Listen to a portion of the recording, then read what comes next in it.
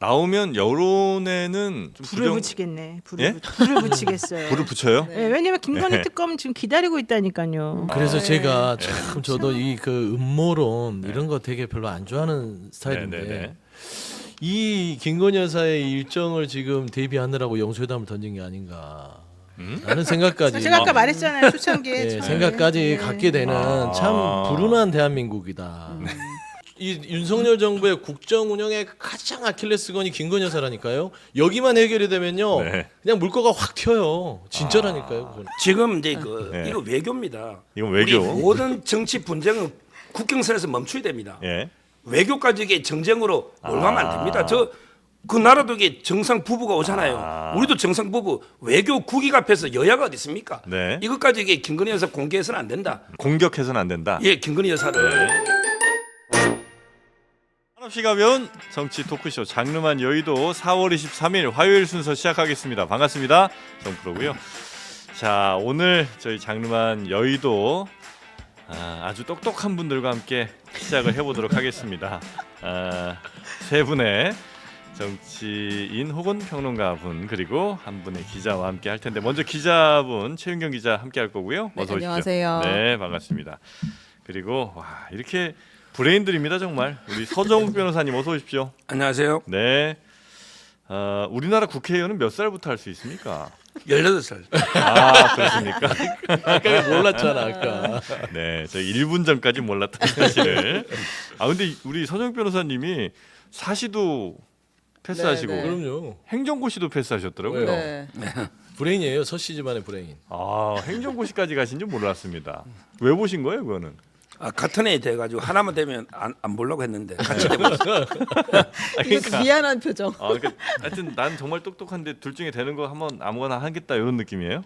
그때 제 꿈이 교수였기 때문에 그냥 아. 자기 하나만 두고 하려 했는데 그 같은 기간에 돼가지고요. 그렇습니까? 대단합니다. 하나도 하기 힘든 걸. 이게 지금 말이 맞는 말이에요. 자, 그리고 우리 노영희 변호사님 어서 오시고요. 네, 안녕하세요. 네. 두 분은 사시 패스했을 때 한 20년 후에 이 자리에 계실 거라고 생각은 못 하셨죠? 전혀 못했죠. 전혀 예, 장르만 여의도 뭐 이런 방송 할 거라고 생각은 전혀 못 하셨고 내가 유튜브 하고 있겠다 이 생각 못 하셨을 텐데. 유튜브라는 게 없었잖아요 그때 당시에.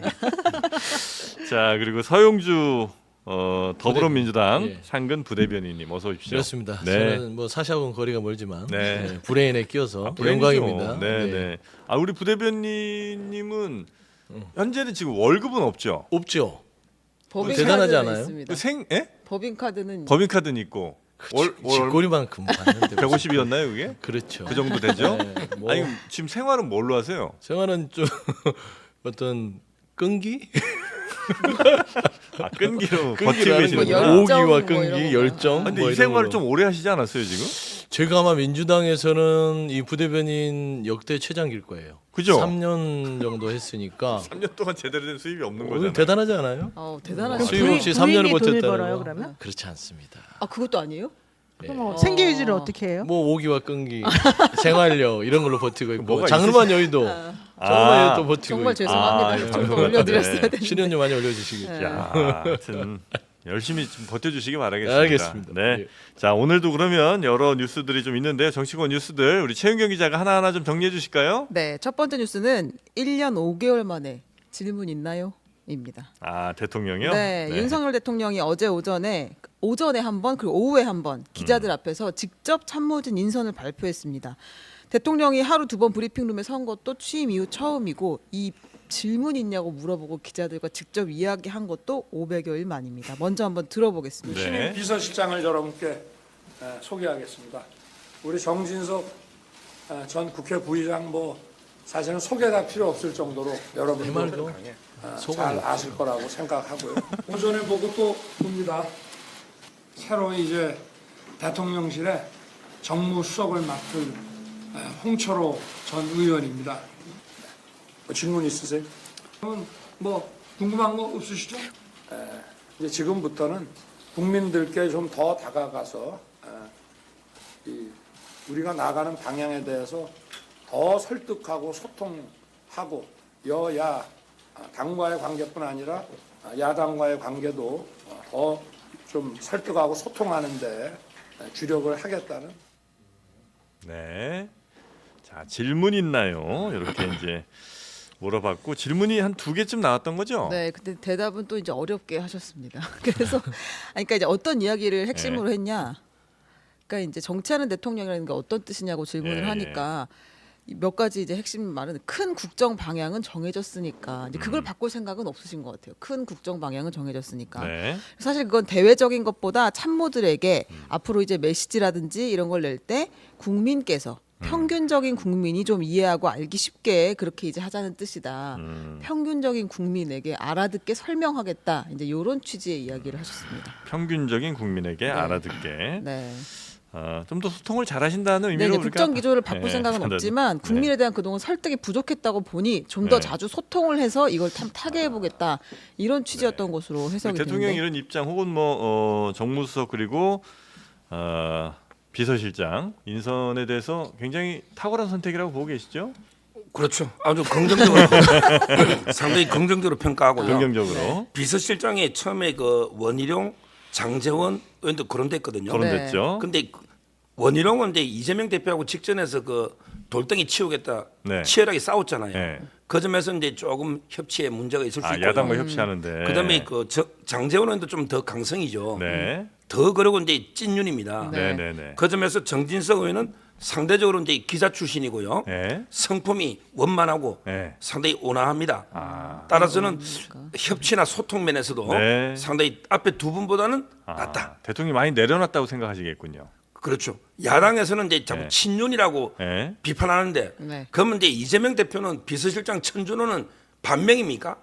그건 아니잖아요. 비서실장은 이제 편하게 네. 신뢰가 있는 이런 분을 아, 임명해서 그래야만 이게 쓴소리도 할 수 있는 거예요. 신뢰가 없으면 이게 쓴소리도 못 합니다. 대통령이 믿을 수 있는 사람이 앉아야 어쨌든 대통령에게 더 쓴소리도 할 수 있고 그렇죠. 친구잖아요. 직원도 할 수 있다. 그렇죠. 네. 저는 그런 점에서 이제 그 상당히 좋은 선택이고 네. 그다음에 그 홍철호 이분은요. 네. 대통령이 개인적으로 잘 몰라요. 네. 당에서 이제 많은 분들이 추천을 했습니다. 네. 이분이 자수성가한 기업가입니다. 이분이 굽네 치킨 그렇죠. 하신 네. 분이죠. 그리고 이제 옛날에 2번 재선하시고 네. 최근에 2번은 떨어지셨지만 네. 아마 이제 원외위원장들 배려도 있고 네. 그다음에 그 워낙 성품이 이분도 원만하기 때문에 성품이 뭐 난리가 아니네 지금. 네. 예, 두 분 다 이제 네. 아주 뭐 그게 좋아요. 굽네는 저 고추바사삭 치킨이 맛있습니다. 그렇습니다. 맞습니다. 오. 그래서 오리지널도 뭐- 맛있습니다. 굳이 마지막 점수로 매기라면요. 네. 그냥 이제 그냥 두 분 합쳐서 200점을 주고 싶다. 아, 이건 만점으로 천점 만점에 천점입니까? 흠잡을 만점 때 200점. 흠잡을 데 없는 인선이다. 네.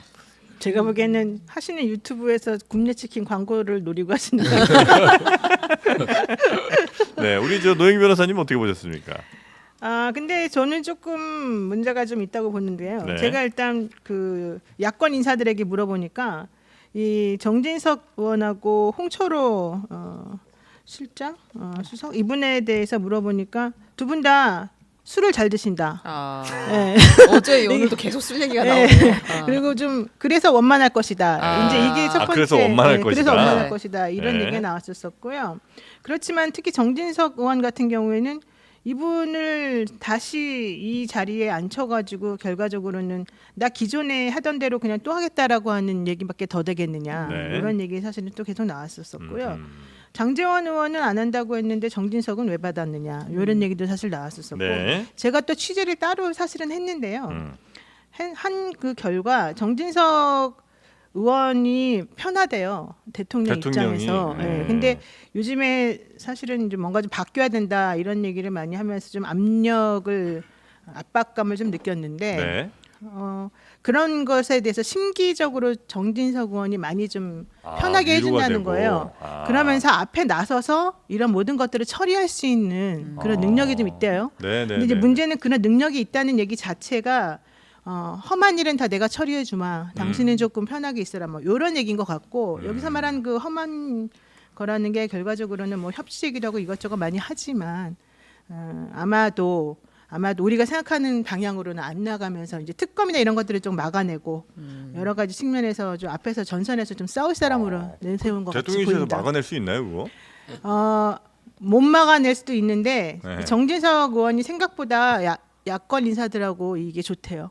관계가. 그래요? 그래서 좀 그래서 국정기조를 바꾸려는 게 아니라 더 강화하는데 예. 그 과정에서 이제 장애물이 되는 것들은 다 치워주겠다라는 취지로 정진석 그렇죠. 실장을 임명했다. 그 정도로 그래서- 능력 있는 사람이에요. 그래서 아니 사실 안 그러지 되죠. 않는데. 그게 그렇게 안 되죠. 당연히 안 되는데 네네네. 그러니까 어제 한겨레 신문인가 나온 얘기가 그거잖아요. 네. 잘해보자고 악수하면서 뺨 때렸다. 이제 여기 얘기가 그 그 얘기가 나오잖아요. 악수하자고 손 내밀면서 다른 손으로 따귀를 때리는 행태다. 이게 이제 민주당 이재명 대표 측근이 한 네. 이야기입니다.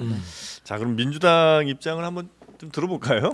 그냥 뭐 성품 얘기까지 나오니까 참 난망합니다. 비서실장 뭐 성품. 성품까지 따지면은 제가 뭐 할 말이 너무 많은데 네. 정진석 비서실장만 얘기할게요. 예. 정무수석이야 어차피 비서실장이 임명했다고 보면 되는 것이에요. 뭐 본인 일할 사람 아마 지명했을 거예요. 네. 정진석 비서실장 성품이 완만하다고요? 지난 비대위원장 할 때 야당 대표 이재명 대표한테 범죄 혐의자라고 했어요. 네. 근데 지금 범죄 혐의자 1심에서 노무현 전 대통령의 사자 명예훼손 혐의로 실형을 받은 범죄 혐의자를 비서실장으로 또 앉혀놔요. 이러지 않지 않습니까? 네. 그리고 그렇게 이재명 대표한테 독소를 품던 분을 또 데려다 놨다. 그다음에 두 번째 역사관도 영 아니에요. 말하자면 이 그 조선의 어떤 이런 그 36년 일제치하가 네. 친일적인 좀 친일적인 좀 인사예요 이분이. 그래서 뭐 이제 저부까지 올라가면 좀 복잡하고요. 네. 그런 부분도 안 맞고요. 세 번째 언론관도 한국일보 출신이라고 하지만 네. 아주 위험해요. 예전에 이분이 비대위원장 할 때 보수 참칭 패널 장모 소장님을 아니 드러내려고 공문까지 방송사에 보냈던 네. 분입니다. 네.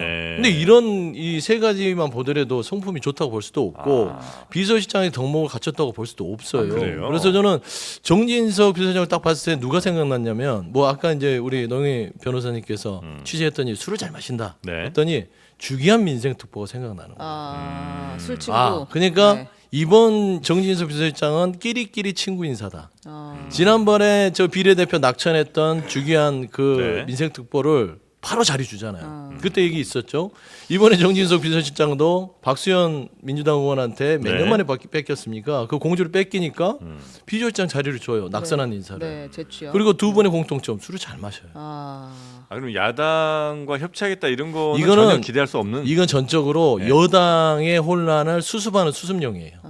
야당 협치용이 아니라 네. 지금 총선 이후에 우왕좌왕 하는데 윤석열 대통령의 원망도 많고 그다음에 큰 국정기조 안 바꾼다고 그랬잖아요. 네. 그런데 여당에서는 지금 대통령 탓을 하고 있어요. 국정기조 바꾸셔야죠. 이렇게 하면 또 망합니다. 이런 네. 좀 목소리가 나오니까 정진석 이 비서실장을 데려다가 의장도 했고 여러 가지 다선도 했기 때문에 가서 여당 좀 조용히 시키고 정리하세요. 네. 라는 포석이 있는 것이 이건 여당용이지 야당용이 아니다. 아, 그래요? 좀 냉정하게 좀 그렇게 좀 보여요. 그럼 이 술 친구로는 어떻게 생각하세요? 계속 나오는데 인선 있을 때마다 맞잖아요. 술 이 친구로 얼굴은 나와요. 이 표정은 맞다, 맞다는 네. 뜻이에요. 아니 비판을 해도 이게 좀 너무 정책이나 논리적이죠. 네, 격조 이래 있게 해볼까요? 그 네. 조국 대표도 이제 뭐 10개명 뭐 10가지 하면서 술 좀 자제라던데요. 네. 주옥 같은 그 얘기더라고요. 전에도 이게 조국 대표 제 술 먹는 것도 들은 적이 있거든요. 네. 술 그렇게 많이 먹지 않습니다. 요즘요. 윤 대통령이 제가 아는 한 네. 대통령이 그렇게 또 많이 많이 먹지 않고 안 아무 먹는다. 근거 없이 네. 그 조국 대표 그 10가지 노잖아요. 네. 그 보면 이제 또 천공 이야기 노거든요. 네. 그 천공이 아니고 이제 그 백재우 교수인가 이번 수염만 길다고 다 천공이 아니에요. 그것도 이제 부성찬 지금 기소 의견으로 송치돼 있거든요. 네, 네. 그다음에 거구 유튜브 본다고 하는데 네. 서정욱 거구 안 TV 봅니다. 보시나요? 서정욱 TV는 잘 봐요. 아하. 근데 제가 뭐 거구라고는 생각 안 합니다. 네. 네, 네. 물론 제가 보수지만 네. 따라서 이제 이렇게 근거 없이 대통령을 조롱식으로 이렇게 비난하는 거는 국격에 맞지 않다. 아 제가 조롱했다고요? 아니 뭐 조국 술 대표 이런 식으로 이야기 조국 뭐. 대표. 조국 대표. 조국 대표. 네, 술 조국 얘기에 대표가 되게 10개명. 여기 지금 댓글에 서정욱 변호사님 혹시 대통령 술 친구 아니냐는 의혹이 제기됐어요. 술을 몇 번 못 돼서 이게 아. 술 친구는 아니지 않습니까? 아. 이제 친구는 진짜 아니다. 술 친구는 술은- 주기한 민생특보예요. 아. 제가 취재한 네네네. 바로는 광주에 있을 때 거기에서 술로 맺어진 인연이 끈끈해서 네. 쭉 이어져 왔고 네. 그리고 제가 호남이잖아요. 제가 잘 네. 알죠 그 소식통을. 그래서 이 민생특보 할 때도 딱 했는데 정진석 비서실장도 낙선한 사람도 데려다가 비서실장 안 치고 또 현재 1심이 다 안 끝났잖아요. 네. 노무현 전 대통령 사자 명예훼손 저 입에 담기도 힘든 사유로 네. 됐는데 이거 해결하고라도 뭐 직을 줘야 되는데 네. 이게 뭡니까? 아. 야당으로 근데- 협치하겠다는 소리는 아니에요. 근데 그 당선자는요 총리하고 국무위원만 겸직이 돼요. 네. 이 말은 이제 비서실장은 사퇴해야 됩니다. 아, 지금 낙선자여야 정진석 의원이 한다. 오늘 사퇴해야 되는데 김진표 의장이 외국가 있거든요. 네. 아. 그래서 이제 그 우리가 한석이 아쉬운데 네. 당선자를 어떻게 비서실장 씁니까? 한석이 날아가는 네, 네, 겁니다. 네, 네, 네. 그래서 낙선자 중에 쓰는 거는 이해가 충분히 되고요. 네. 그다음에 그 1심의 그 명예훼손 사전 명예훼손이거든요. 네. 전 세계에 우리나라만 있는 범죄입니다. 우리 옛날에 이순신 세종장 비난하면 사전 명예훼손이에요.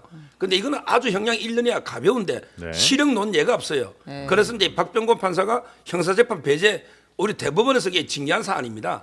이거는 조국 대표는 2심까지 실형인데도 국회의원 하잖아요. 그거에 비하면 여기는 1심이고 저는 아무것도 아니에요. 아, 여기서 1심에서 그 허위사실 유포, 사자 이- 명예훼손 6개월. 혐의로 징역 6개월을 선고받고 지금 항소심 재판 중이다. 이 그런데 얘기를 지금 조국 하고 있는 대표는 것이고. 2심에서 2년을 받은 아니 데도 하잖아요. 정진석 비서실장 얘기하는데 무슨 조국 대표가 나오냐? 아니, 아니 우리 그냥- 실형 이야기를 하는 아니, 게 실형 얘기를 다 같이 하는데 인정하고 가는 거죠. 이제 아니 왜냐면 근데 실형 받고 비서실장을 다 임명한 사람이 하니까. 그러게 없어요. 꼭 실형 받은 사람 비서실장 거기 임명해야 되냐 그 얘기잖아요. 하여튼 그래서 정진석 실장은 매우 부적절해 아니면 마음에 안 드는 정도에 아니면 꽤 부적절하죠. 꽤 부적절. 상당히 부적절하다. 왜냐하면 이게 복구가 되지 않는 부분들이 이재명 지금 대표랑 이재명 대표 범죄 혐의자라고 한두 번 그런 게 아니에요. 그러니까 지금 서 부대변인 말하는 게 저게 사실 이제 무슨 뜻이냐면은 그 대통령이 이번에 영수회담을 제안하면서 이 총선 패배로 인해서 본인에게 쏟아졌던 여러 가지 안 좋은 것들이나 쇄신에 대한 뭐 압력 이런 것들을 물타기하고 다른 쪽으로 시각을 좀 돌리게 하는데 일단 성공했다. 그다음에 두 번째로는 이 인선으로요? 아니, 인선이 아니라 이제 이런 종류의 얘기를 던지고 던짐으로 이것저것 해서? 하면서 두 번째로는 실질적으로 정진석 의원이라고 하는 사람을 요 자리에 이제 앉히면서 네. 내가 앞으로 이 총선에 나 진짜 뭐 져서 미안하게 생각한다 이렇게 생각하지 않는다는 걸 지금 보여주면서 내가 어떤 방향으로 앞으로 이 야당들과 잘 헤쳐나갈 건지 정면 승부하겠다라고 하는 걸 또 보여준 지금 셈이라는 거예요. 강공이에요. 예, 이제 강공이에요. 이거 사실 강공 무드고 너네들하고 싸우겠다. 이모야 그래요? 사실 이거예요 지금. 지금 서 부대변인 그 갖추겠다는 얘기하는 거죠. 소리예요. 예, 네. 그래서 우리들이 보기에는 지금 그 얘기라고 저희는 지금 아, 생각하고 근데 있어요. 이재명 대표를 왜 만납니까 그러면? 그러니까 지금 그게 물타기용이고 시선 돌리기용이고 왜냐하면 그게 지금 이게 그렇죠. 중요한 게 왜 그러냐면 우리가 원래 5월 8일 정도에 특검 올리겠다고 처음에 그랬었어요 21대 국회에서. 네, 네. 근데 이거 지금 어떻게 될지 몰라요 날짜가. 왜냐하면 영수회담을 원래 어제 얘기해가지고 뭐 다음 주 정도에 뭐 만나고 이렇게 해가지고 하려고 그랬었는데 실무진 회담을 또 오늘인가 뭐 해서 한다 그랬잖아요. 네. 그러면 네. 그런 얘기를 하다 보면은 요번 주 안 되고 다음 주에 뭐 만나고 이렇게 하다 보면 또 늦어지고. 아, 흐지부지. 예, 그러면서 아니 흐지부지까지는 안 될 수 있겠지만 네. 네. 또 그러다 보니 특검을 받기가 좀 어려워지는 또 타이밍이 조금 생길 수 있거든요. 아, 시간 끌기? 시간상. 제가 보기에는 네. 그런 것들을 좀 포석으로 깔아놓은 거 아닌가 생각해요. 네. 강공 앤 시간 끌기 전략을 지금 이제 대통령실 하는 거 아닌가 하는 의혹을 물타기도 의심을 있고. 좀 하고 계신 것 네. 같고요.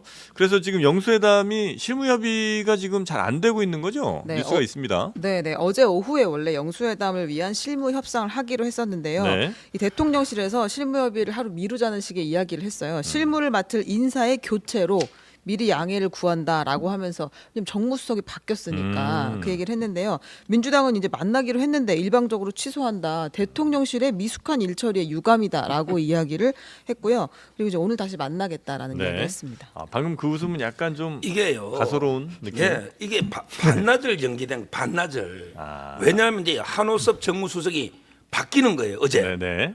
그다음에 새로 왔잖아요. 네. 근데 한호섭 정무수석이 협상한다는 건 말이 안 되잖아요. 네. 어제 떠날 사람이. 네, 네. 그래서 이게 신문에도 다 나고 네. 예상됐던 일 아닙니까? 네. 이걸 반나절 늦은 거 오늘 만나니까 네. 이걸 가지고 이게 브리핑까지 하면서 뭐 유감이다 어쩌다 저쩌다 이러면 이게 협치가 되겠습니까? 너무 작은 충분히 것 같아요. 양해할 수 있는 네. 사안이잖아요. 이게 뭐 엄청나게 일부러 시간 끄는 것도 아니고 반나절 늦어진 건 충분한 정당한 이유가 있다. 네. 이걸 가지고 이렇게 공개하면 안 된다. 반나절이든 1시간 2시간이든 태도의 문제잖아요. 태도. 이게 무슨 뭐 친구 간의 약속입니까? 친구 간의 약속을 해도 이렇게 깨면은 그 친구는 무조건 욕을 먹어요. 너 태도가 뭐야 이거거든요. 네.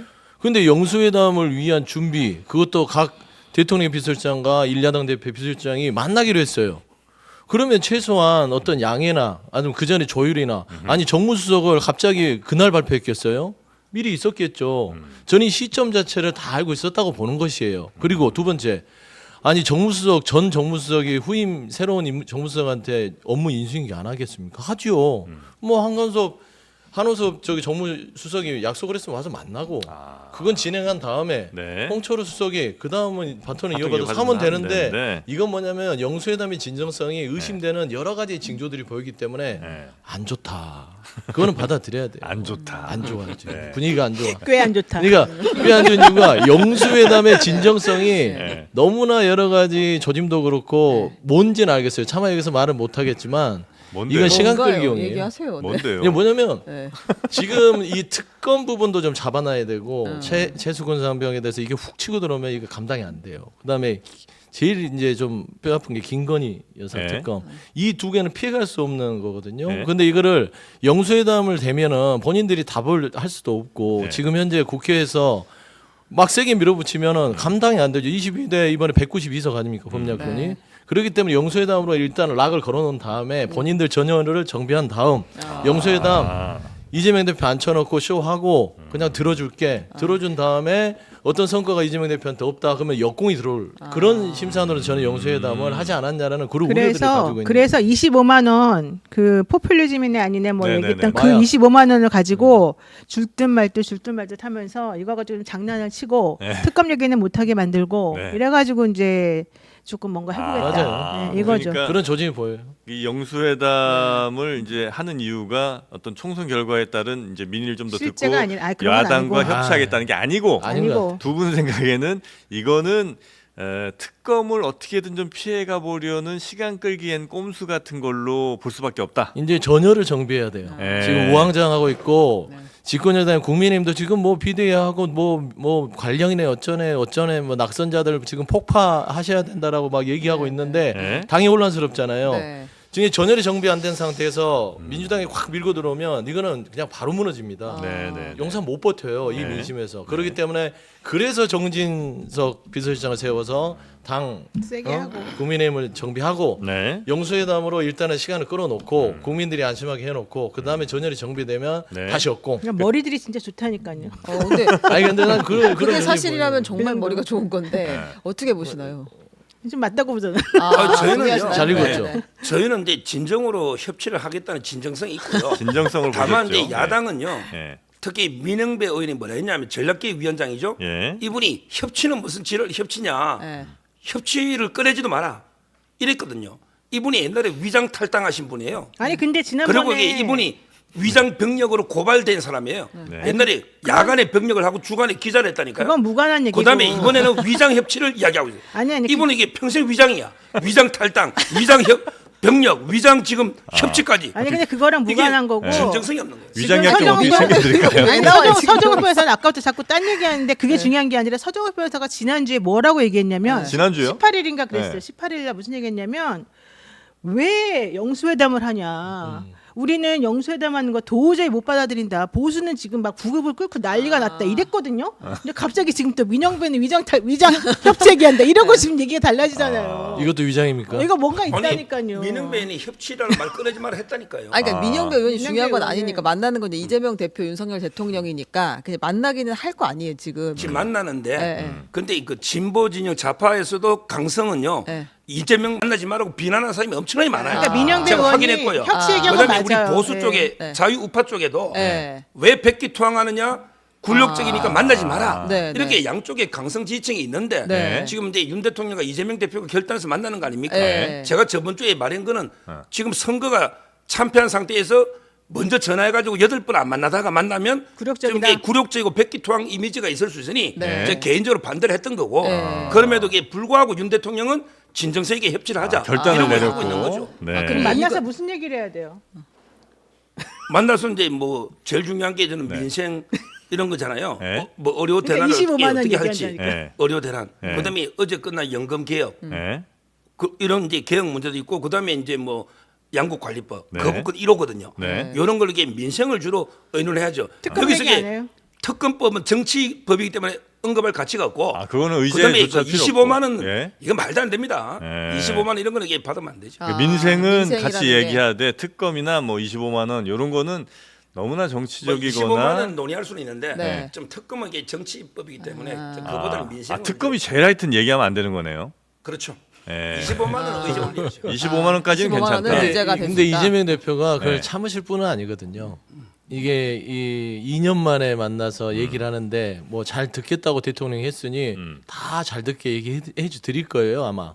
근데 첫 번째는 25만 원이 나올 것 같아요. 네. 이거는 민생이니까 이거는 바로 그냥 직결되잖아요. 네. 지금 민생 물가 어려우니까 각 가정에 그거라도 도움이 돼서 일단은 좀 단비를 주자. 네. 이런 건 필요하다고 보니까 이거는 이제 좀 대통령한테 즉각적으로 행정부 수반이니까 합시다 하면 하는 거거든요. 예산이 집행되는 거거든. 그래서 이거는 첫 번째고 네. 두 번째는 솔직히 특검 얘기를 안 할 수가 없어요. 이번에 총선에서의 민심은 네. 특검입니다. 특히 이종섭 대사 때문에 그 국민의힘이 된통 이번에 총선에서 당했잖아요. 그건 최수근 상병 수사 외압에 대한 부분이에요. 네. 이거 얘기 안 하면 이재명 대표가 역공인데요. 그렇지 않겠어요? 그 다음에 김건희 여사의 어떤 주가 조작과 이 명품백 사건은 국민들이 이거 되게 궁금해합니다. 그러니까 야당 대표가 국민들이 궁금해한 얘기를 하지 않으면 네.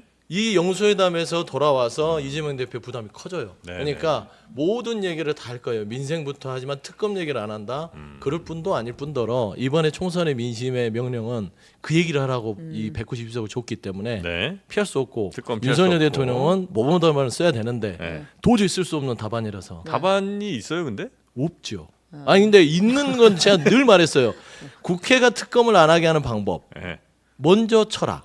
먼저 수사를 해라. 그러니까 대통령실에서 나서서 최수근 상병 수사에 대해서 아주 그냥 펼쳐놓고 투명하게 해서 대통령실에 관계된 자들을 다 처벌을 먼저 하면 본인은 살 수 있잖아요. 네. 두 번째 배우자를 하더라도 내놓을 때가 됐어요. 한참 지났잖아요. 그리고 김건희 여사 맨날 숨어 지내야 됩니까? 좀 풀어줘야죠. 네. 집에만 있을 수 없잖아요. 네. 그러니까 수사를 받고 네. 거기에 대해서 명품팩을 털든 주가 조작을 털든 거기에 대해서 책임을 지게 하면 본인도 좋고 배우자도 좋고 국민도 좋고 네. 여야 정치도 좋고 다 풀려요. 다 좋네요. 그럼요. 김건희 여사만 좀 풀면 다 풀린다는 거.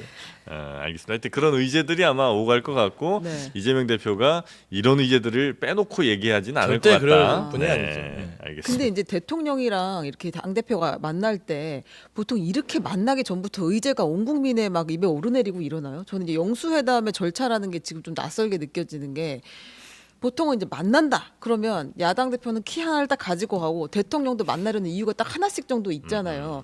그래서 거의 빅딜 수준의 이제 어떤 결과를 보고 와야 의미가 있을 것 보통 같은데 주고받고 보통 하나 정도씩은 주고받고 해서 이제 회담이 유의미한 결과를 그렇죠. 내는 결과를 게 내려면. 맞는 건데 네. 이번 회담에서 유의미한 결과 낼 수 있는 거는 25만 원을 뭐 받네 안 받네 내지는 금액을 조금 깎네 안 깎네 요 정도밖에 사실은 없고 특검은 절대 받을 수가 없는 내용인데 네. 우리 그러니까 민주당이나 이쪽 야권 입장에서는 특검 얘기를 안 할 수가 없기 때문에 그게 가장 아킬레스건이 될 것 같고요. 아까 모범 답안이 있냐 물어봤는데 네. 모범 답안 당연히 있죠. 뭐예요? 당연히 받는다. 잘해보자. 특검 이게, 받는다. 이게 모범 답안이지만 네. 당연히 낙제 답안을 말하겠죠. 뭐 그런 딴 얘기를 한다거나 그걸 안 한다거나 그런 식으로 하겠죠.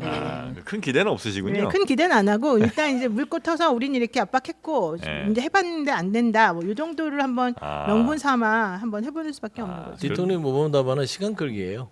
아, 아마 이제 여건이 이거를 있어요. 입법부로 넘길 대통령 거예요. 입장에선. 22대 국회 때 그러면 여야가 합의하시면 제가 네. 특검에 대해서 받겠다. 네. 여기 시간 끌기입니다. 그 정도가 많이 그러면 국민들이 받나 보다 하는데 여당은 당연히 정진석 비서장을 필두로 해서 새로운 지도부가 또 똘똘 뭉쳐서 특검 가지고 또 1년 2년 싸우는 것이고 네. 그래서 티격태격하고 결국에는 또 이 2년 전과 똑같은 입법부의 상황이 되는데 그렇게 그거를 되면은 이제 절대 용인하지 안 되죠. 않죠. 그렇게 그거를 되면 이제 안 용인하지 않을 겁니다. 네.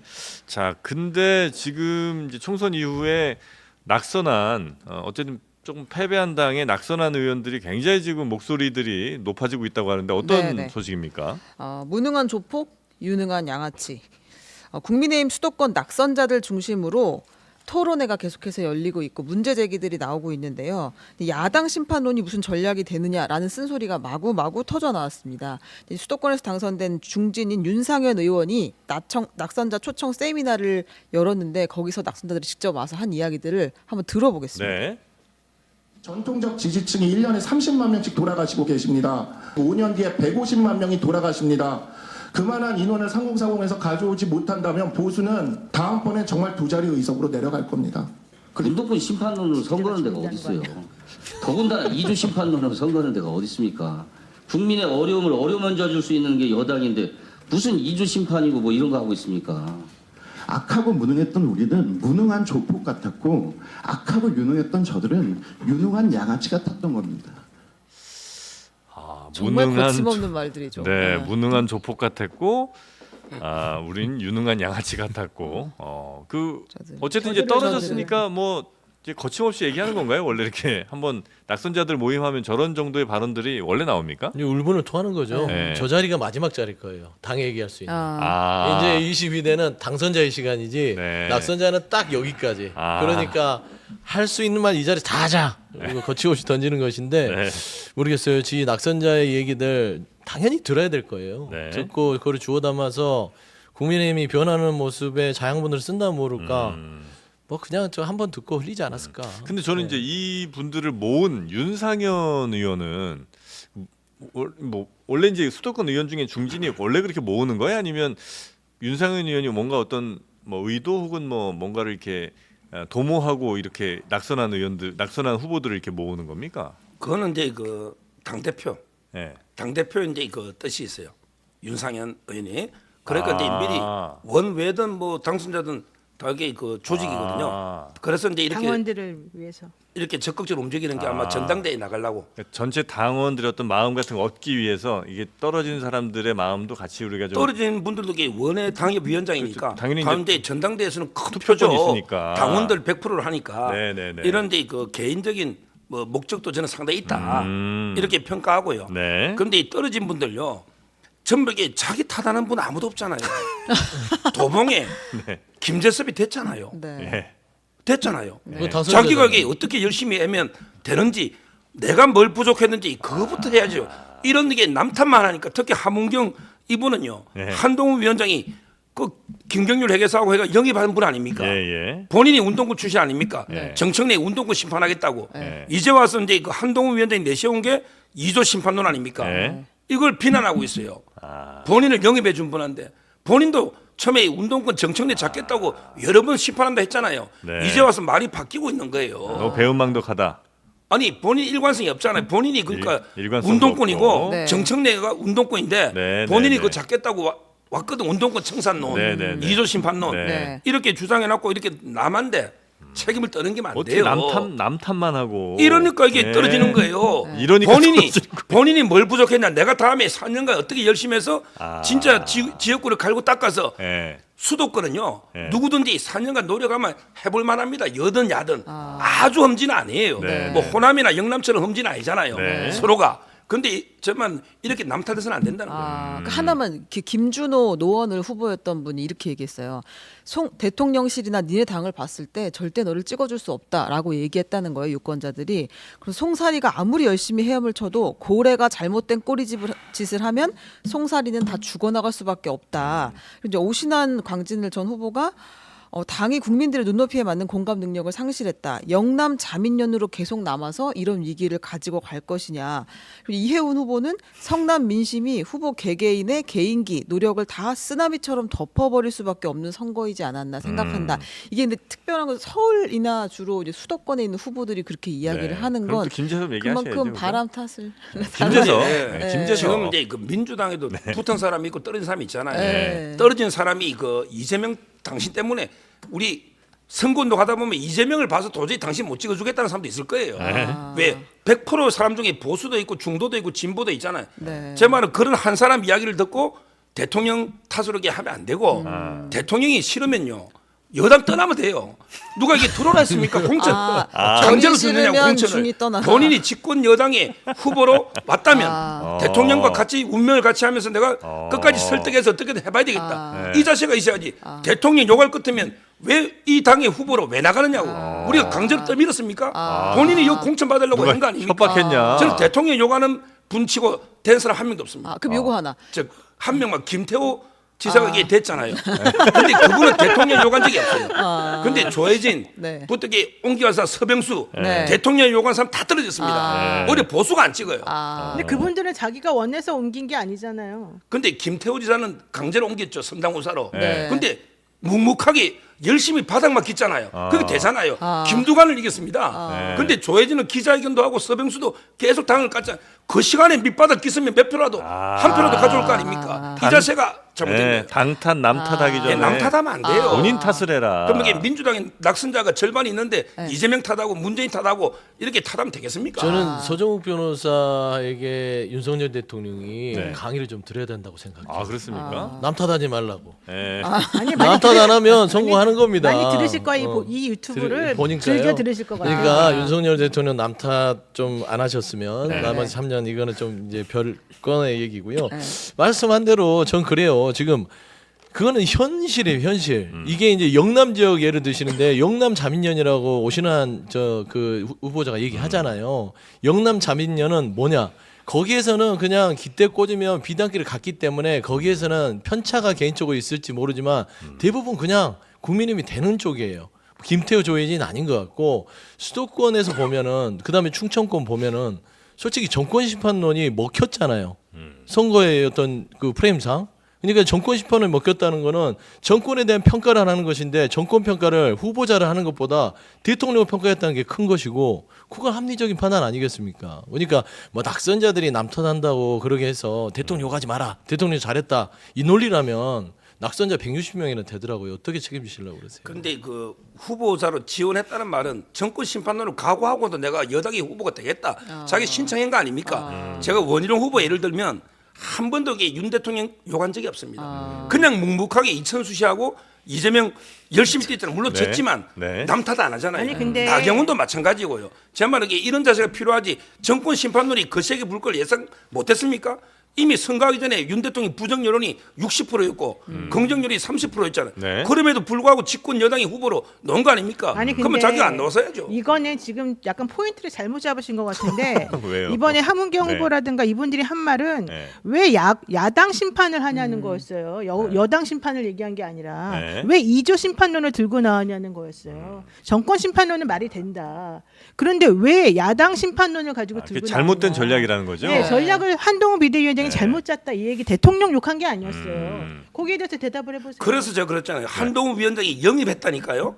아니 함은경 같은 경우는 함은경을 영입했고 원래는 이게 그 윤석열 대통령 김경률 라인이에요. 비대위원이 나갈 자리인데 네. 김경률 비대위원이 이제 그 마리 앙뚜아네트 때문에 네. 책임지면서 비대위원장만 유지하고 네. 네. 네. 본인이 가가지고 뭐 네. 술잔이 식기 전에 목을 배가 돌아오겠다 이러다가 네. 갑자기 함은경으로 바뀌었는데 네. 이걸 한동훈 위원장이 영입했고요. 네. 선거 내내 한 번도 2조 심판론이 잘못됐다고 함은경 이분이 한 적이 없어요. 네. 한번 확인해 보세요.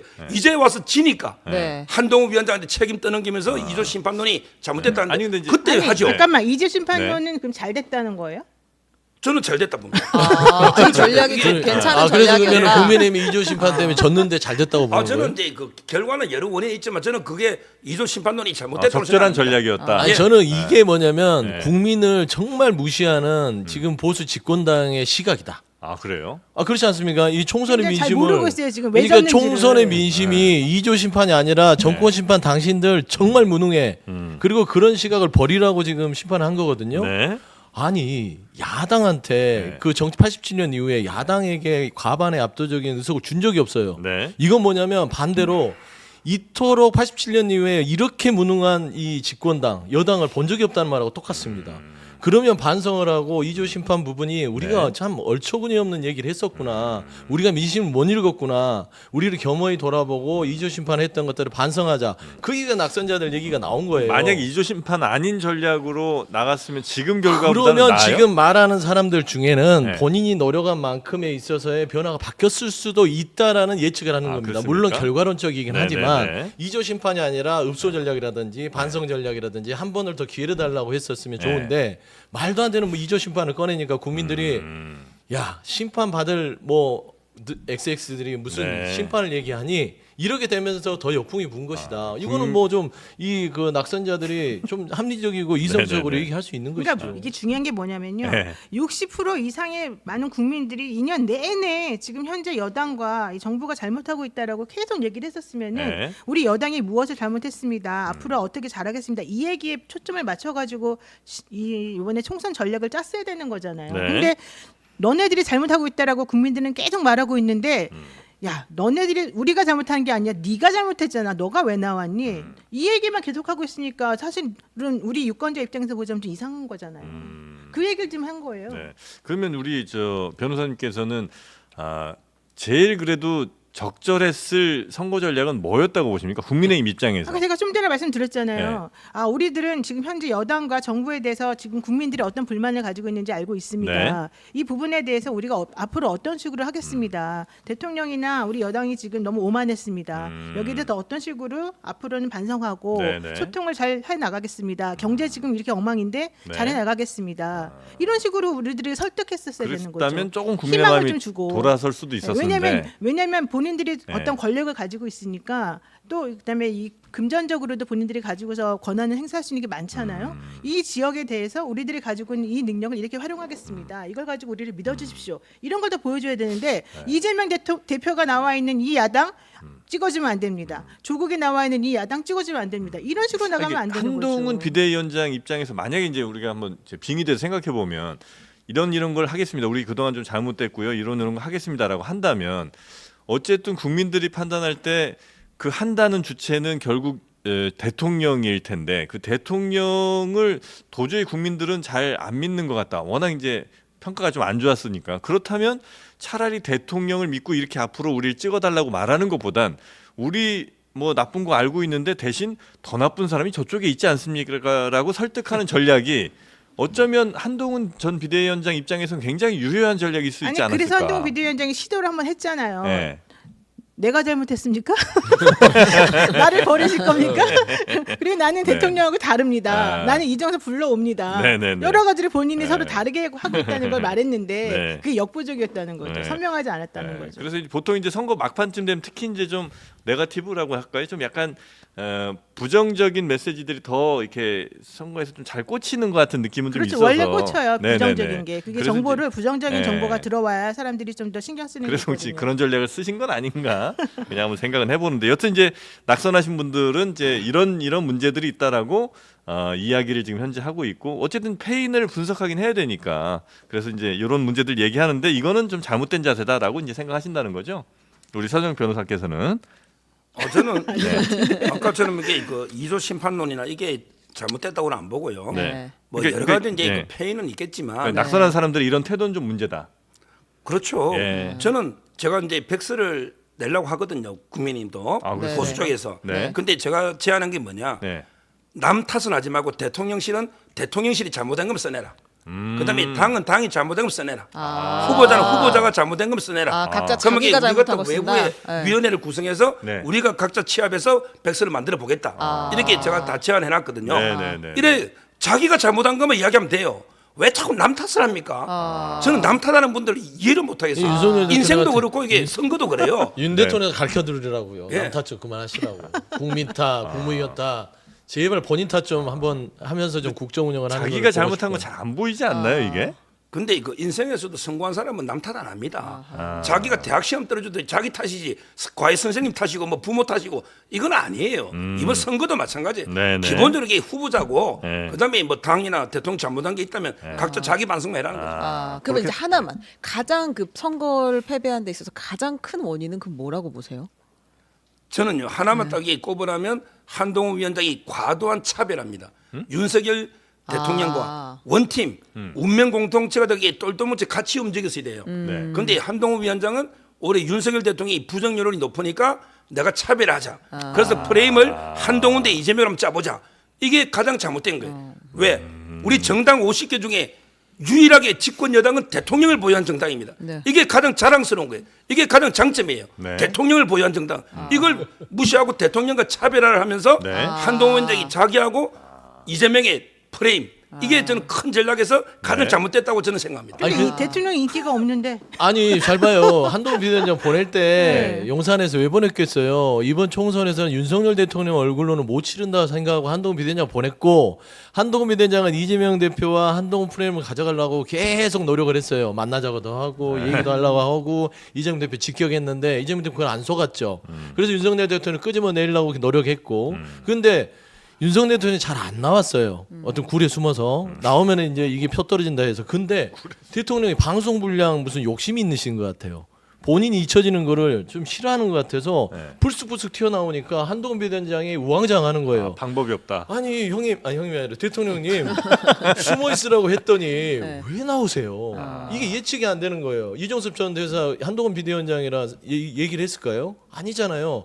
결국 용산과 한동훈 비대위원장이 한 몸으로 선거 전략은 짰겠지만 결국 역할 분담해서 그 역할을 어긴 거는 저는 윤석열 대통령이라고 봐요.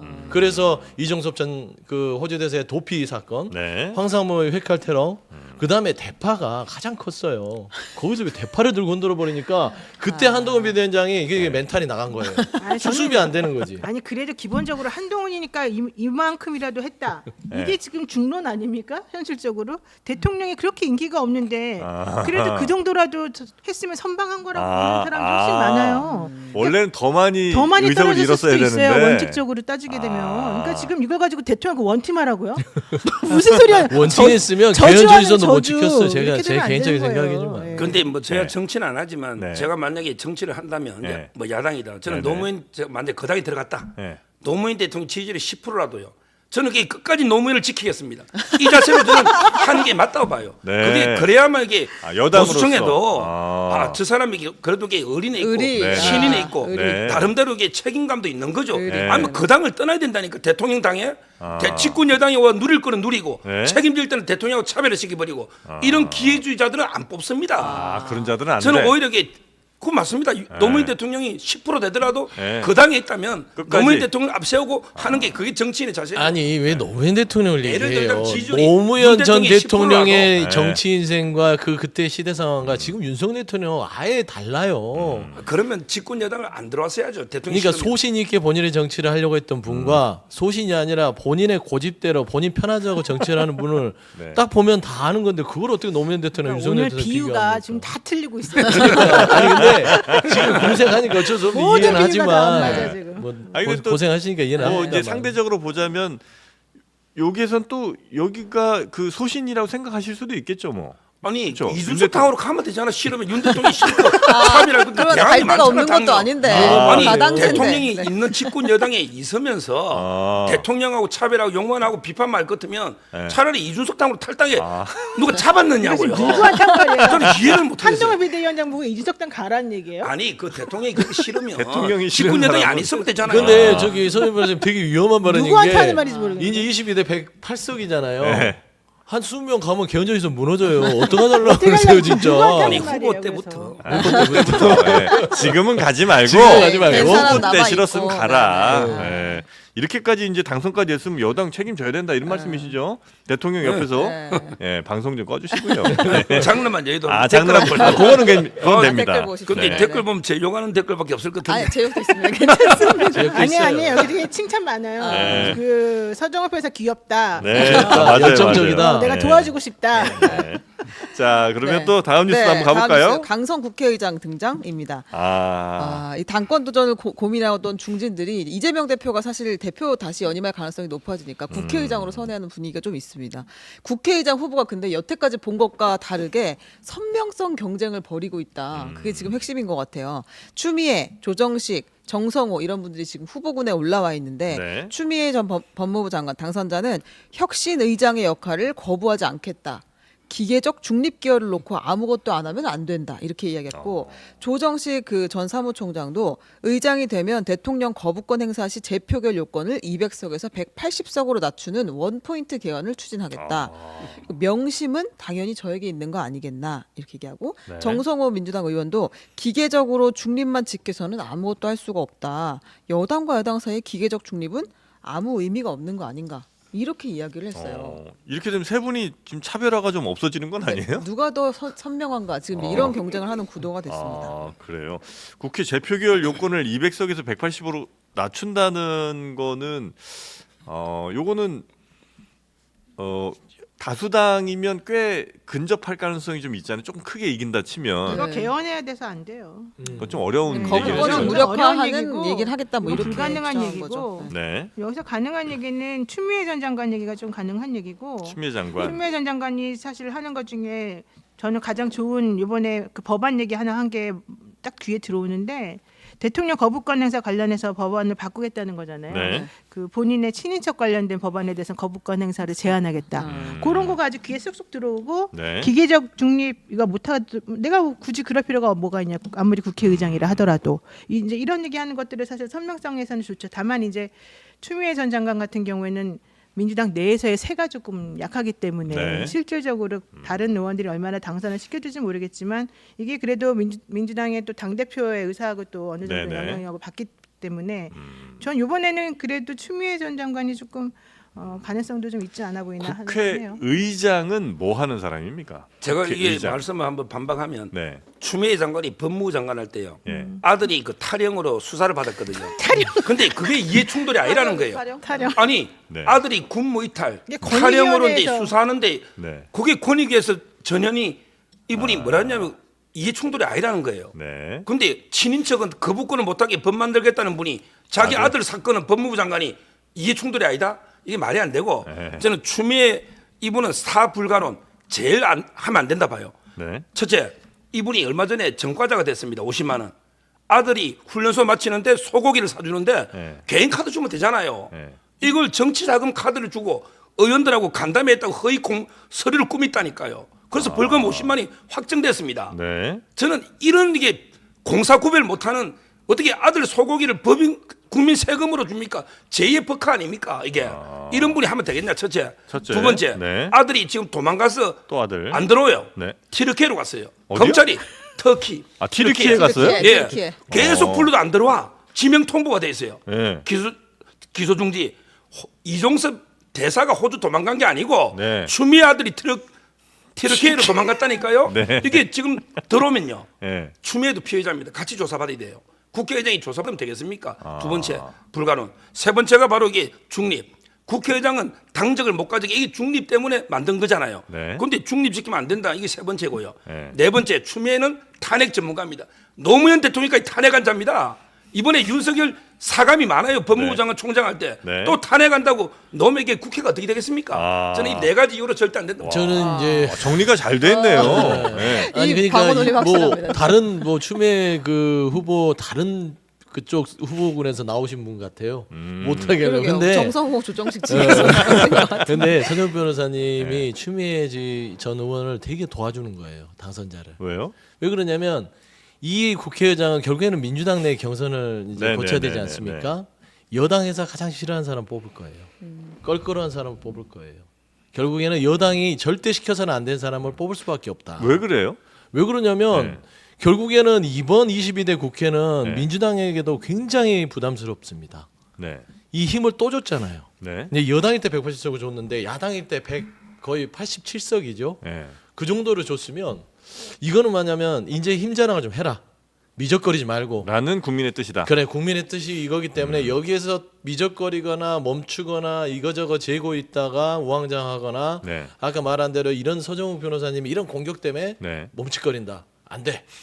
그냥 세게 밀어붙여. 그런 사람이 지금 국회의장으로 필요하다는 판단들을 당내에서 할 공산이 크다라고 봤을 때는 서정욱 변호사님이 추미애 그 네. 당선인을 때리면 때릴수록 국회의장이 가까워지고 있다. 그게 이제 저는 그런 말씀 좀 되게 시원한 느낌은 있을 수 있겠는데 예를 들면 지금 절대 다수인 야당 그리고 이제 거기에 더 부스팅을 할 국회의장 이렇게 있게 되면 조금 뭐 입법에 있어서 뭐 다른 의견 같은 것들을 아예 저 신경 쓰지 않을 가능성이 좀 높지는 않습니까? 아니 그러니까 지금 2년간 기울어진 운동장을 바로잡겠다는 거예요. 그러니까 대통령이 2년간 9번의 거부권을 썼습니다. 네. 그러니까 입법부가 진행하는 모든 입법 활동, 입법을 마비시켰다고 해야죠. 보통 네. 이거를 이제 정치마비라고 하는데 네. 그러니까 대통령이 거부권을 통해서 입법부를 무시했기 때문에 결국 입법부가 이 거부권을 깰 수 있는 행위들을 하게끔 국민들이 이번에 표로서 그리고 민심으로서 뒷받침해줬다. 거기엔 더 강성의 국회의장이 오히려 필요할 수 있다는 말씀. 지금 현재까지는 네. 서정욱 변호사님 논리대로라면 네. 그렇다. 왜냐하면 여당이 그리고 대통령실이 네. 가장 껄끄러운 사람을 국회의장으로 놔둬서 네. 입법부를 함부로 무시하지 않고 함부로 거부권을 쓸 때도 추미애 이런 뭐 저기 당선인 같은 국회의장이 만약에 된다면 네. 대통령이 거부권을 하려다가도 번뜩 떠서 아 이거 안 되겠구나 이런 사람 좀 안 써야 되지 않냐 뭐 일단 그런 얘기가 있을 대통령이 수 좀 무서워할 만한 있고. 사람. 그렇죠. 두려워할 만한. 그동안에 워낙 추미애 전 장관이 대통령하고 각을 세워왔기 때문에 네. 근데 그 동안에 사실은 이제 추미애 전 장관이 아주 뭐 제대로 이겼다고 보기엔 좀 어려운 부분들이 많았었잖아요. 그러니까 이번에 아마 좀 제대로 해봐라라고 하는 것도 있을 것 같고 네. 서정욱 변호사 말 들어보니까 무슨 추미애 스토킹하는 사람이야 이런 생각이 들 정도로 자세히 알고 있어서 네. 야 이거 좀 오히려 괜찮다 이런 생각이 들었고요. 50만 원 벌금 전과자들 수두룩 뻑적합니다 이번에. 국회의원들 네, 가운데? 네, 네. 50만 원 벌금 정도는 그 정도 괜찮다. 오히려 이렇게 생각할 수 있고 더 중요한 거 네. 노무현 대통령도 탄핵시킨 사람이야 이 사람이. 그렇다면 네, 반대로 생각해 보세요. 노무현 대통령 자신이 네. 자당에 있는 대통령도 탄핵시킨 사람이 탄핵하자고 그랬던 사람이에요. 네. 그러면 지금 현재 세상에 우리나라 국민들이 지난번에 여당 국회의원 180석을 만들어줬던 사람들인데 네. 이번에 야당을 이번에 또 한 번 더 밀어줬어요. 그렇게 하기가 쉽지가 않잖아요. 왜 밀어줬겠습니까? 그 답답한 제대로 일 못한 김진표 국회의장에 대해서 사실은 많이들 답답했던 이유 중에 하나가 너무 공정하게 너무 중립적으로 해서 그런 거잖아요. 그렇기 때문에 이번에 마지막으로 한 번 더 기회를 줬는데 그거 추미애 잘할 수 있겠지 이런 믿음을 가지고 사실은 하는 거란 말이에요. 그러니까 오히려 이런 면에서는 네. 진짜 아까 말씀하신 것처럼 추미애밖에 없네 이 생각이 차라리 들 수도 있어요. 물론 안 좋은 건 이제 거칠고 네. 그런데 이번에 오히려 선거를 하는 과정 중에서 추미애 전 장관이 많이 지난번보다 달라졌어요. 세련되게. 그래서 오히려 좀 저는 더 낫다. 저는 좀 보태면 네. 정성호 그러니까 의원도 나쁘지 않아요. 좋아요. 정성. 왜냐하면 여기가 따지고 보면 또 반반이 섞여 있어요. 네. 강성과 어떤 본인 소신이 명확하고요. 두 번째 어느 정도 친화와 합리가 있어요. 거기다 이재명 대표와 물론 이제 이 국회의장 자리는 중립이지만 가장 의석을 많이 가진 야당 대표와 호흡이 가능하다. 네. 라는 측면에서는 그러니까 매운맛이 필요하다. 가장 매운맛이 필요하다면 추미애고 매운맛이 필요하다면은 이제 정성호 의원. 그 다음에 좀 순하고 좀 네. 이런 맛이면 조정식 조정식. 이런 식의 이제 순번을 아마 당원들이나 그 다음에 네. 이제 당내 의원들이 갖고 있을 공산이 커서 일단은 뭐 다 나쁘지는 않지만 뭐 하여튼 저는 개인적으로는 그런 판단을 좀 근데 합니다. 이제 예를 들어서 국민의힘 쪽에서나 혹은 이 보수 지지하신 분들이 예를 들어 이제 반대 의견을 펼칠 때 나중에 또 뭐 다음 국회 혹은 뭐 다다음 국회는 또 국민의힘이나 뭐 여기서 다수당 될 수도 있을 거 아니에요. 그렇죠. 뭐 역사는 정치는 또. 모르니까요. 그래서 이제 거기서 한 170석 이렇게 나왔을 경우에 거기서도 이제 굉장히 강한 보수의 어떤 국회의장 뭐 그런 성향을 지닌 분이 국회의장 나오시고 또 여기서 막 당에서 막 법안 처리를 막 이렇게 밀어붙일 때 야, 민주주의라는 게 뭐냐? 다수당이 무조건 다수당 원하는 대로 가는 게 아니고 좀 소수당의 목소리, 소수당의 이야기도 같이 들으면서 가야 되는 게 이게 국회고 민주주의란다고 한다면 그러면 이제 국회의장 정도는 적어도 이런 소수의 목소리 혹은 뭐 다수당이 아닌 목소리도 꽤 경청하는 사람을 해야 될 거 아니냐고 주장 혹시 하실 거 아니에요? 에이, 아니 아니죠, 정상적 그러니까 이게 아니 이제 잠깐 봐봐요. 그래 제가 첫 번째 얘기 들으면 국민의힘이 향후 한 10년간은 예, 예. 다수당이 되기는 윤석열 대통령 국정 운영하는 거 보면 어려울 것 같고요. 두 번째는 뭐냐면 이게 그 말하자면 그런 아까 정프로님이 얘기한 대로 그게 네. 맞아요. 네. 그런 식의 정치가 되는 것이 가장 이상적이죠. 음. 그래서 윤석열 정부 2년을 그렇게 얘기해 왔고 몇 번이나 야당 대표가 만나서 이야기하자고 했는데 외면당했잖아요. 협치가 사라졌다는 게 좋은 말이고 아예 그냥 취급도 안 했어요. 그러니까 이런 차원에서 정상적인 국정 운영이 아니기 때문에 네. 이 부분은 그런 고상한 얘기를 할 때가 아니다. 그러니까 저희가 2년 동안 속았어요. 네, 네. 아 협치하겠지, 좀 기다리면 만나주겠지, 야 입법부를 존중해주겠지. 그래 8번 거부권 하는데 9번 하겠어 하면서 9번을 기다렸잖아요 거부권을. 근데 국민들이 이번엔 그래요. 더 속지 마. 민주당 너희들 이번에 또 속으면 이제 너희들 버릴 거야. 이거거든요. 이번에 그렇지. 속지 말고 또 속으면은 이제는 민주당에 심판받기 때문에 민주당은 여기서 주저함 없이 네. 그래 가야지 말한 대로 고상하게 그 교과서에서 나오고 이상적인 것만 하면서 고고한 네, 선비처럼 가서는 지방선거도 있고 대선도 있어요. 아이고 이번에 제대로 못하면 저희가 맞습니다. 끝장이야 끝장. 글쎄, 근데 그- 저는 뭐 앵커님 말씀에 그 영어를 써가 죄송한데 네. 앵커님 말씀에 그 100% 동의합니다. 동의하지 마세요. 어려운 거 쓰지 동의하지 마. 마시라고. 100% 영어로 이게 죄송 100% 동의하고요. 네. 근데 그 우리 소영주 대변인님이 네. 솔직히 죄송하지만 친명 핵심은 아니잖아요. 제가 친명 심해요. 몰랐어요. 친명 핵심하고 이제 방송을 오늘 했는데 명예과. 친명 핵심을 했더니 진짜. 조정식이 압도적 유리하대요. 저도 그래요? 그 말씀 네, 그거는 이게- 궁금한 아니, 그 말은 사실이긴 맞아요. 이재명 한데. 이제 조정식 압도적 유리하다. 그 말은 맞아. 왜냐면 그건 혹시 맞는데 아니, 다 사실은 추미애, 조정식, 정성호 세 분 다 자기 편이 있는 사람들은 아니에요 당에서. 네, 다- 그러니까 이제 누가 될지는 새가 없어, 새가 없어. 전혀 새가 없으니까 사실 이재명 대표가 어디 힘을 실어주는지가 이제 그게 중요할 중요하다. 텐데. 저는 알고 있어요. 조정식이 여기서 말할 수 없어요. 끝나고 틀렸어요. 얘기합니다. 네네. 근데 친명 핵심이거든요. 제가 명핵심입니다. 명예 갈때 호소인. 다 쓰고 가세요. 다음 주에 호소인가? 확인해 명호소인인가? 그리고 이제 정성호 의원이 네네. 출마를 하겠다고 한 것도 사실은 좀 주목해 볼 만한 의미가 있어요. 왜냐하면은 지금 뭐 조정식 의원은 자기가 명심이 나한테 있다. 추미애 뭐 의원도 그렇게 얘기를 하는데 그러면 정성호가 안 나왔어야지 이런 얘기들이 있단 말이에요. 가장 뭐 이재명의 가장 친한 친구 정성호가 왜 나왔을까 이런 의문들이 있는데 요거는 다음 시간에 해보도록 하겠습니다. 네. 아니 근데 정성호 의원은 항상 자기는 이재명 대표랑 안 친하다고 해요.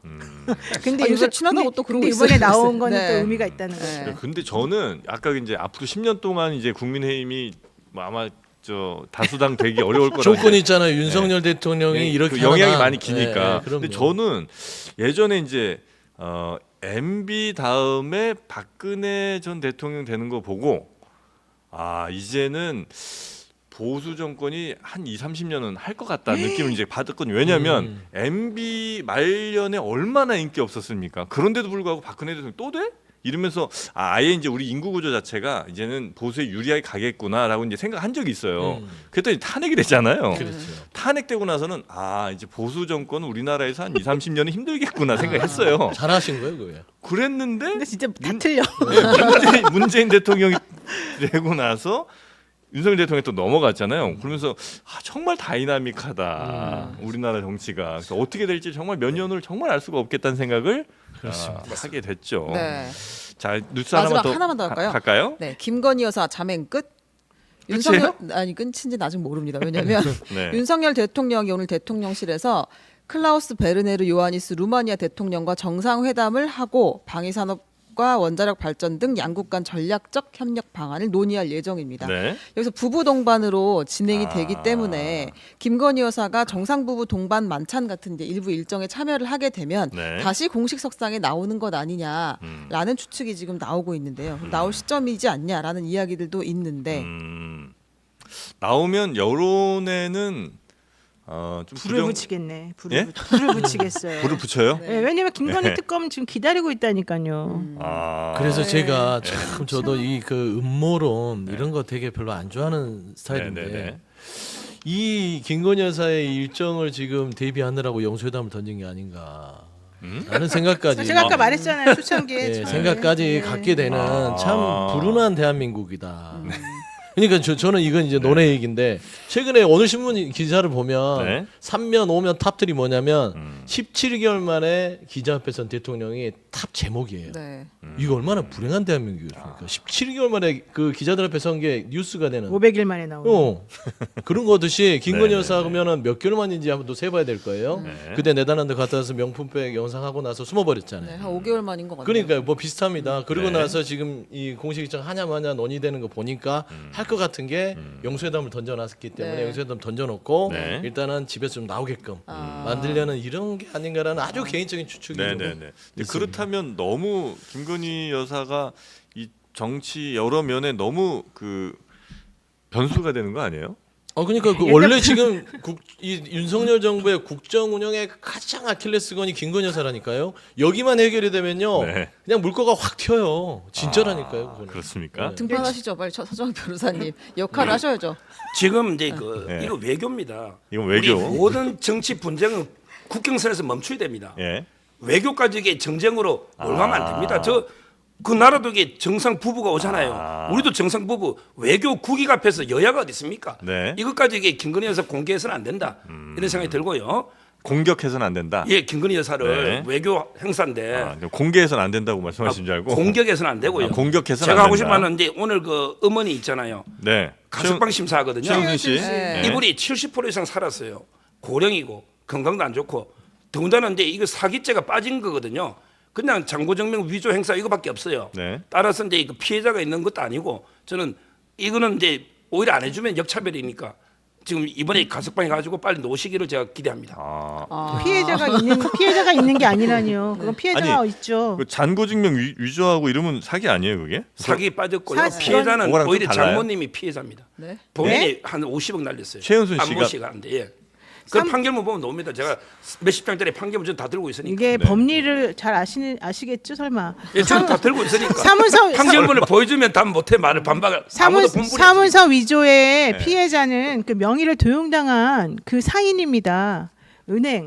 은행이 피해자예요. 뭐가 피해자가 근데 없다는 은행에서 거예요. 그 장고증명했다고 그 돈을 내줬을까요? 아니, 내줬든 안 내줬든 아무런 그건 피해자가 피해자죠. 없습니다. 10원도 피해자. 변호사 맞아요? 왜? 예, 그 은행에서 대출해준 겁니다. 예. 은행에서 여기까지 대출해준 하겠습니다. 거. 그래서 어쨌든 판결문 보시면 돼요. 가석방 네, 네. 요건이 충분히 아니, 가석방 됐으니 요건이 된 건 맞아요. 네. 그런데 인정하는데 네. 피해자가 없다뇨. 제가 한마디만 하고 좀 네. 빠질게요. 진짜 최은순 네. 씨가 대통령 장모로서 사의를 위한다면 네. 가석방 심사 받으면 안 되죠.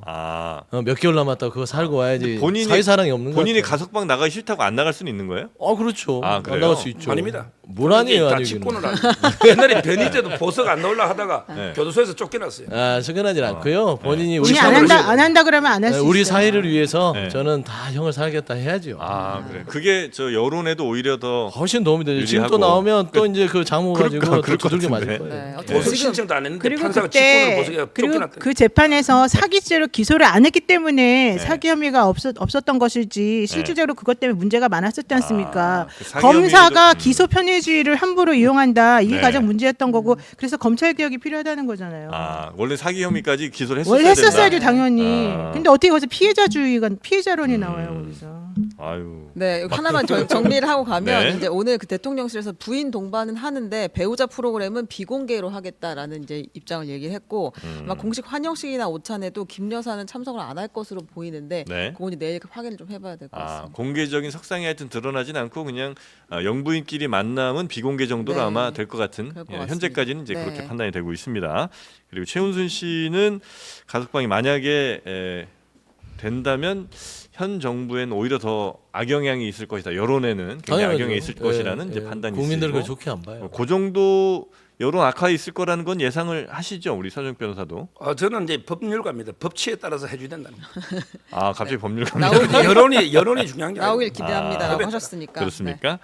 알겠습니다. 하여튼 요 정도 이슈까지 오늘은 한번 뉴스 정리하고 세 분은 고의 보내드리도록 하겠습니다. 나가시면서 다 같이 또 웃으시면서 나가시죠. 그럼요. 네, 네, 지금도 네. 웃고 있잖아요. 자, 함께해 주신 우리 노영희 변호사, 서영주 부대변인 그리고 서정욱 변호사님 세 분 대단히 고맙습니다.